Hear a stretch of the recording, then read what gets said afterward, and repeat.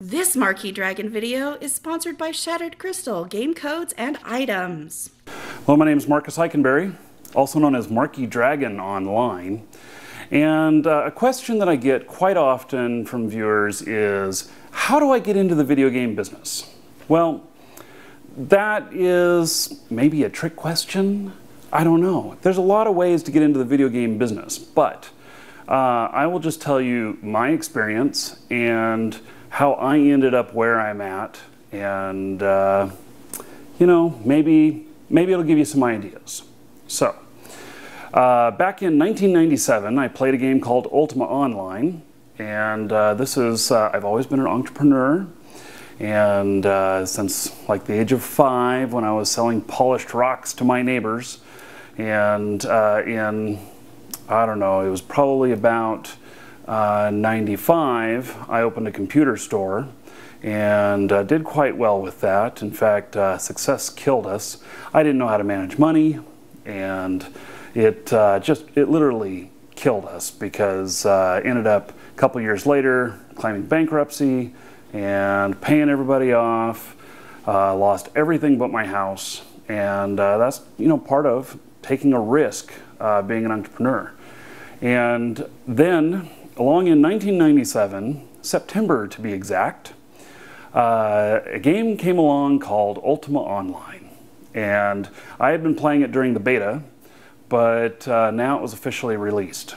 And I was totally absorbed with this game, played a lot of it.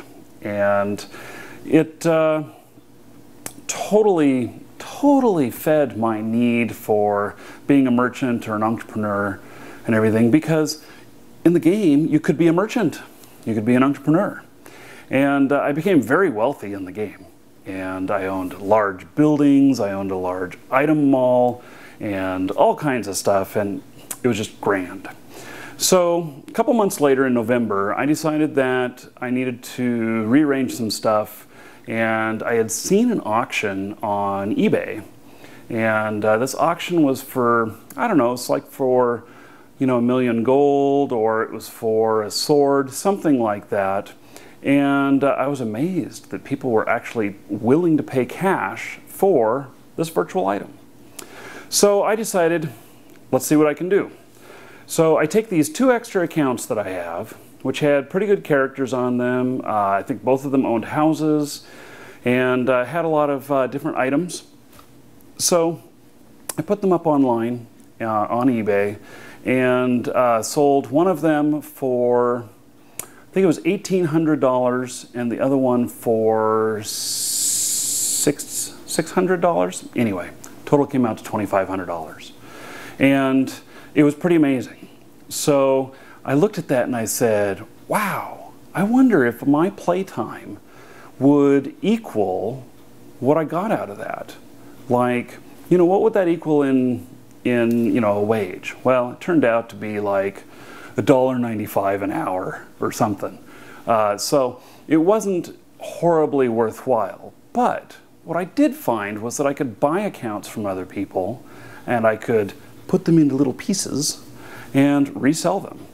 By doing this, I was able to, on some stuff, make 10 times as much as what I paid for it. So an account that I paid $100 for, I could part it all out, and I could sell everything for $1,000. Now, it did take a lot of my time and stuff, but it was very profitable. A couple years later, and let's see, around the year 2000, this was the .com boom. People were paying a lot for internet stuff, and in fact, for banner ad space on Marquee Dragon, I was getting checks that were between $13,000 and $14,000 a month just for a couple of banner ads on the site. By the way, that doesn't work anymore. That was the .com boom. Now you'll get between 13 and 14 bucks. Doesn't work out the same. So anyway, you know, with all this money coming in and all this virtual item trade and everything, we got into selling game codes, and we did a whole bunch of other stuff. Now, as far as how to get into the video game industry, I guess one piece of advice would be is that it's going to take you a long time. And it's going to take a lot of work, a lot of dedication to build up your business, and whatever that business may be. So there are some effective business models that I've found, and some ineffective stuff. And rather than tell you my secret sauce to my success, I will just give you some hints of stuff that I've tried that doesn't work. And so, account sales or item sales that violate the terms of service of games. While that worked for a little while, it doesn't work anymore. And there's a lot of people out there trying to buy and sell these goods. Life is very limited. People who write guides. Now, this is something that I've never been very successful at, probably because I'm dyslexic. I'm not a writer. Writing guides, it does fit my model for how a business should be run online.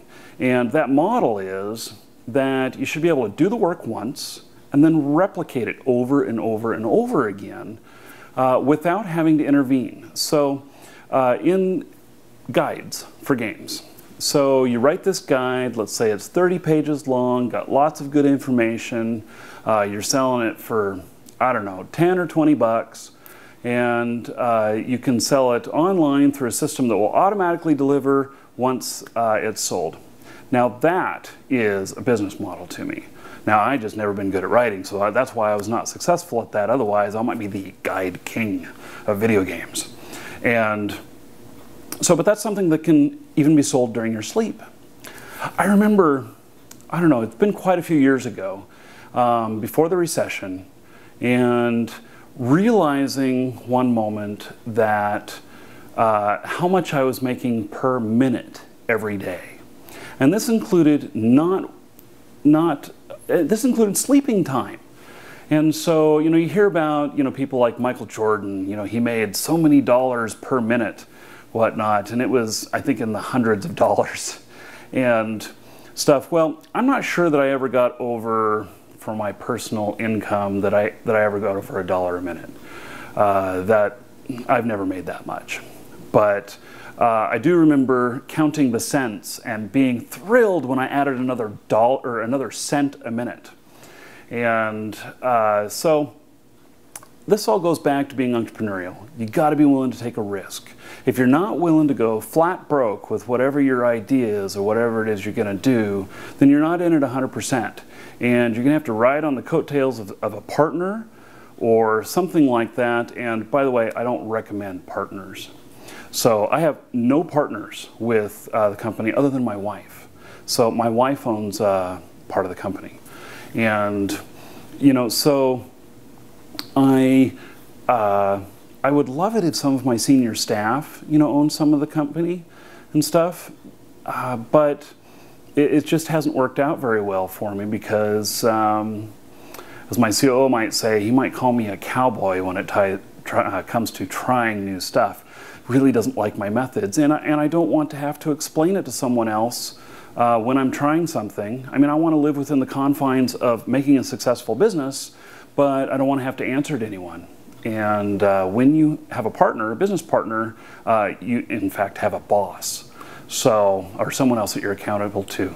And the only boss that I want to have is the customer. So, and the customer, you know, if I don't like my boss, I can fire them. We've always called Shattered Crystal more of a club than a store, and that's because of how many people we actually turn away. We actually turn away a fair percentage that some of those places would be absolutely shocked at. But it's all part of our method of being a successful company. And one of the reasons why almost all of our competition has gone bust. And what competition hasn't gone bust, half of them use our systems that we developed, and we actually process their orders for them. So getting back to being an entrepreneur. So let me just sum this up. If you're someone who dreams at night of being able to do something new, bringing something to the public, or being a big success, And I'm not talking success in dollars. I'm talking about just being successful. If you are somebody who's a risk taker, who, you're willing to risk a lot to make something happen, then maybe you have it in you. And, the average entrepreneur goes bankrupt a time or two before they hit it big. I just happened to hit it well right off the bat. But I've been searching a long time for the next big thing. And while we've had a lot of things that have been successful, I've never had anything that's replicated that first success for one of our companies. So it's something that, it's like lightning striking. So, lightning doesn't likely strike twice. So, you need to walk around with a lightning rod on your head. Take that risk. Anyway, I'm sure a lot of you guys will have a lot of questions off of this. Feel free to message me in YouTube and ask me follow-up questions, and maybe I will do a couple more follow-up videos to this. Also, you guys can look forward to, in the spring of 2011, the documentary feature-length film called Play Money will be out. I am part of that film, and they actually spent a lot of time interviewing me about our business and about how we do things and a lot of the history of stuff. So that may be another good resource for figuring out what it is we do and what's been successful. So anyway, I'm Marcus Eikenberry. Take care.